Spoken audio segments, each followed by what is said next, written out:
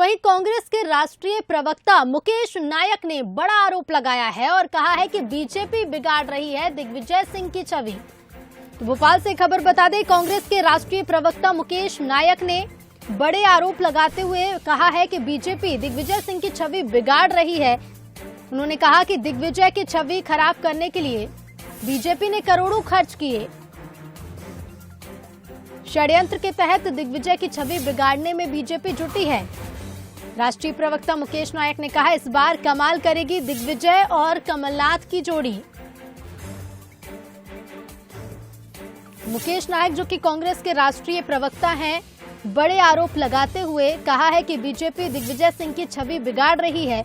दिग्विजय की छवि खराब करने के लिए बीजेपी ने करोड़ों खर्च किए हैं। षड्यंत्र के तहत दिग्विजय की छवि बिगाड़ने में बीजेपी लगी हुई है। इसके साथ ही मुकेश नायक ने कहा, इस बार दिग्विजय और कमलनाथ की जोड़ी कमाल करेगी। क्या कुछ कहा राष्ट्रीय प्रवक्ता ने, आपको भी सुनवाते हैं। बीजेपी ने दिग्विजय सिंह जी की प्रतिमा और छवि को बिगाड़ने के लिए हजारों करोड़ इस देश में खर्च किए हैं। सोशल मीडिया पर, दूसरी जगह उनकी बातों और अभिप्राय को बदल देना, उसका अर्थ बदल देना, दूसरी तरह से चीज़ों को प्रचारित करना, लेकिन कोई फ़र्क नहीं पड़ा है। आज भी वो कांग्रेस के कार्यकर्ताओं में बराबर लोकप्रिय हैं और मध्य प्रदेश में कमलनाथ जी और वो दो ऐसे नेता हैं कि जो पूरे चुनाव पर प्रभाव डालने वाले हैं।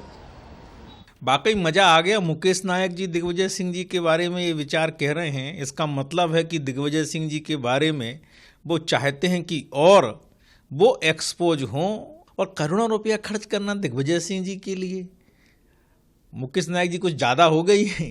भारतीय जनता पार्टी नहीं, समाज में, पूरे भारत में जिस प्रकार से दिग्विजय सिंह जी का व्यवहार राजनीतिक तौर पर होता है, सामाजिक तौर पर होता है, जो बोल वचन होते हैं, उसके लिए उन पर प्रतिक्रिया व्यक्त करने के लिए, उनकी छवि बिगाड़ने के लिए पैसा खर्च करने की ज़रूरत नहीं है। जिस मानस में उनके ये बात जाती है, तत्काल प्रतिक्रिया जो होती है वो मैं आपके चैनल पर भी नहीं बता सकता।